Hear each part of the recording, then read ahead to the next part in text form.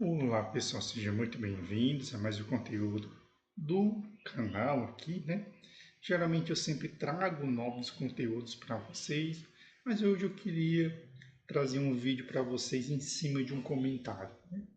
Eu gravei um vídeo, que é esse que tem aqui a capa, ó, a mágica após os R$ 10.000 investido em FIIs, né? Ou seja, por que a partir do momento em que você investe R$ 10.000 em fundos imobiliários, a sua vida muda, né? Então eu postei esse vídeo, né?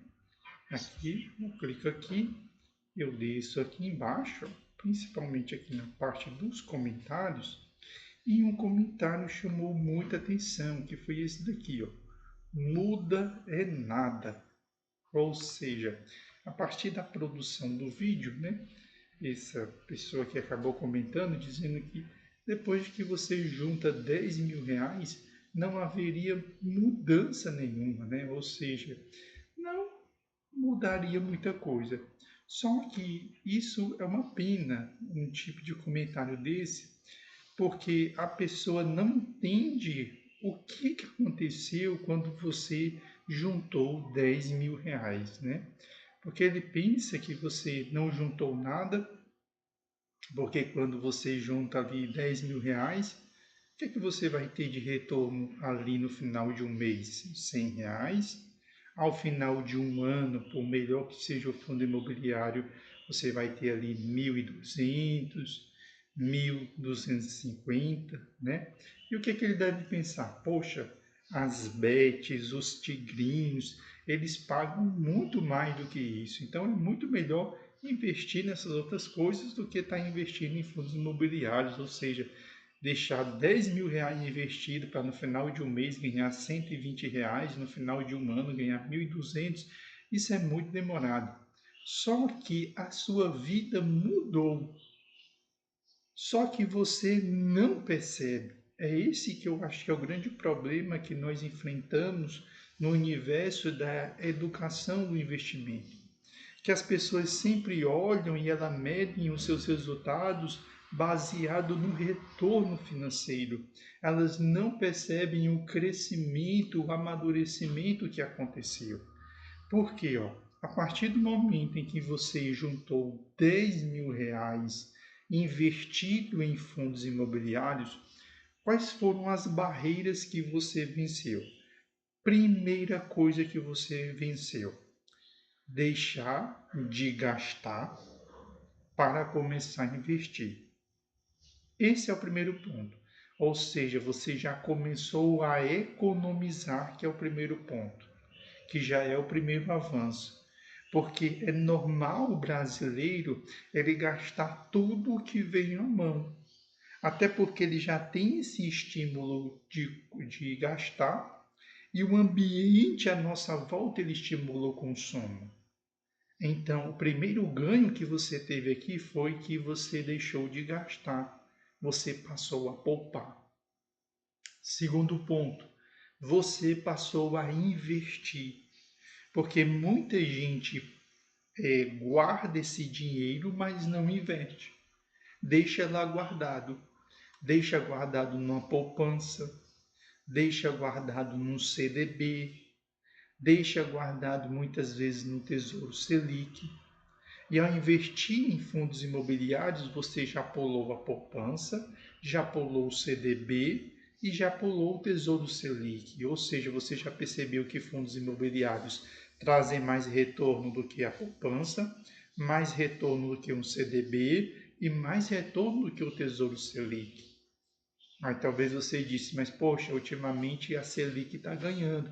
É verdade, mas aqui você não paga imposto de renda, lá você paga imposto de renda. Menos de um ano, 22%, acima de um ano, 17%. Aqui você não paga imposto de renda. Aí você diz, poxa, eu poderia muito bem estar investindo em ações. Só que ações, um rendimento fica com a empresa e outra parte do dinheiro ele entrega na sua mão. E para você que está começando, você não sabe investir em ações. Não adianta eu chegar aqui e dizer para você que você, por comprar as ações do BACE, que é banco, elétrica, seguro e telecomunicações, você está comprando porque você entende. Não, você não entende de ações. Você não sabe fazer leitura de balanço. Você não entende o funcionamento de uma empresa. Até porque a maioria de nós somos funcionários dentro de uma empresa. Agora, fundo imobiliário, você entende como é que ele funciona. Você entende como é que um fundo de papel ele funciona porque você já emprestou dinheiro para alguém e quando ele te devolveu, ele te pagou o juro. Você entende como é que funciona um fundo de tijolo porque certamente você já morou em uma casa alugada ou tem alguma coisa alugada para alguém. Então é mais fácil de você entender, de você perceber, de você compreender. Segundo ponto, terceiro, quarto, quinto ponto, que eu já fiz tanto comentário, se você juntou 10 mil, significa que você sobreviveu. Porque a maioria começa a investir, vê 10 mil reais investido, depois de um mês tem 100 reais, 120 ali na conta, depois de um ano tem 1.200 e não consegue, não resiste esperar. E você não, você juntou 10 mil reais investido. Ou seja, você já migrou para o patamar de um grupo da população extremamente limitado. Quantos investidores nós temos hoje? 4 milhões, 5 milhões? Você faz parte deste seleto grupo. Outra coisa, o universo dos investimentos é um universo de pessoas que têm um conhecimento financeiro um pouquinho mais elaborado e têm maior acesso a recursos financeiros. Ou seja, ao investir, você é tirado do bolo da multidão e você é colocado em um grupo seleto que investe, que pega o seu dinheiro e coloca em bons negócios, em bons ativos para que o seu país possa crescer, que o seu país possa se desenvolver. Porque renda fixa traz um bom retorno? Traz. Mas renda fixa, quando você compra um título público, você está emprestando dinheiro para o governo. E quando você empresta o dinheiro para o governo, o que acontece com o governo? Ele vai investir esse dinheiro em coisas que não trazem retorno financeiro. Podem trazer sim desenvolvimento na saúde, desenvolvimento na educação, mas esse dinheiro não vai voltar. Esse dinheiro não vai crescer de forma exponencial. Aí você diz, não, mas eu não compro tesouros públicos, eu invisto no CDB. Poxa, mas quando você coloca o seu dinheiro num CDB, se for uma reserva de emergência, bacana, porque a qualquer momento você pode precisar desse dinheiro. Mas CDB não é investimento. Porque quando eu pego esses 10 mil reais, coloco, por exemplo, num CDB, o Banco Itaú, o Sofisa Direto, o Daicoval pegou esses 10 mil reais e ele com esses 10 mil reais ele investe e ele vai fazer o que com esse dinheiro? Com esses 10 mil reais, ele vai fazer 6 mil, vai fazer 8 mil, vai fazer 10 mil com esse dinheiro. Ou seja, ele vai ter um ganho ali muitas vezes de 100%. Naqueles 10 mil que você colocou ali no banco, ele consegue transformar rapidamente isso em 20 mil. E mesmo assim, quanto é que ele vai te dar? 100 reais. Porque é isso que ficou definido quando você emprestou o dinheiro no formato de CDB. Já quando você investe em um fundo imobiliário, quando você investe em uma ação, se aquela ação ali crescer, se aquele fundo imobiliário crescer, você ganha junto. No CDB você não ganha. É, eu acho horrível isso que acontece no mercado de fundos imobiliários, né? Porque você colocar dinheiro no CDB ou no Tesouro Direto é a mesma coisa que você colocar na poupança. A diferença é que lá na poupança é isento de imposto de renda e no CDB você tem pagamento de imposto de renda. Então o dinheiro, o mesmo dinheiro da poupança, cara, você que está aí me ouvindo, é o mesmo dinheiro do CDB.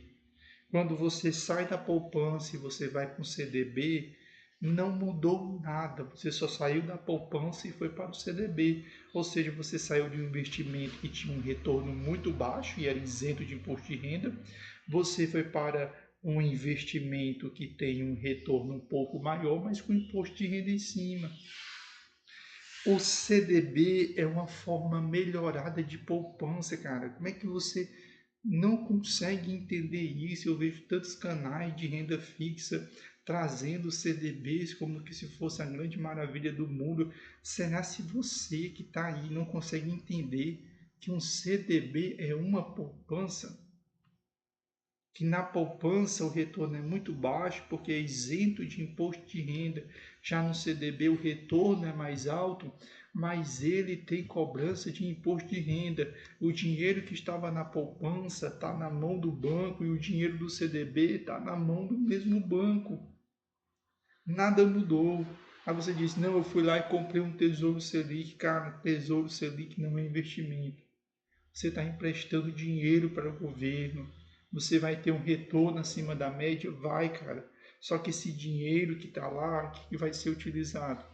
Para financiar os projetos do governo. Tesouro Selic significa financiamento dos projetos do governo. Então, um Tesouro Selic, um Tesouro IPCA, isso daí a gente usa muito como reserva de emergência. Dá para ganhar dinheiro com essas coisas? Dá. Mas com o pouquinho que você tem, não dá, cara.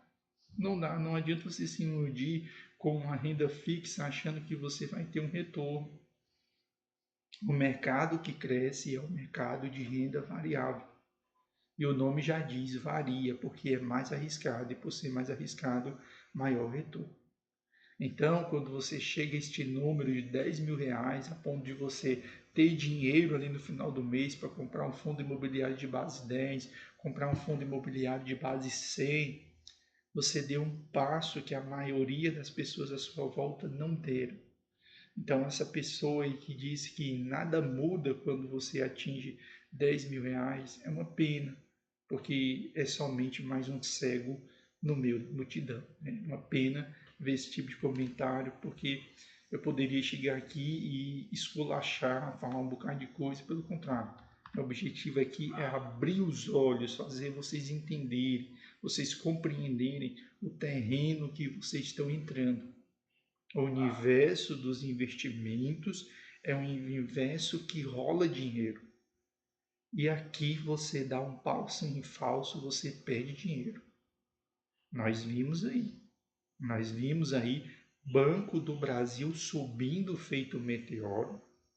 Muita gente pegou o seu dinheiro, vendeu o fundo imobiliário, fez tudo e correu para o Banco do Brasil porque ele estava subindo ali feito um foguete e o Banco do Brasil ele é super seguro, bora lá que vai dar certo e eu aqui calado falando de fundos imobiliários.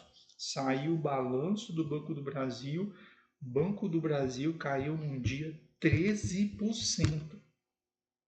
Ou seja, se você investiu no Banco do Brasil no último ano, você perdeu tudo que você investiu num dia só.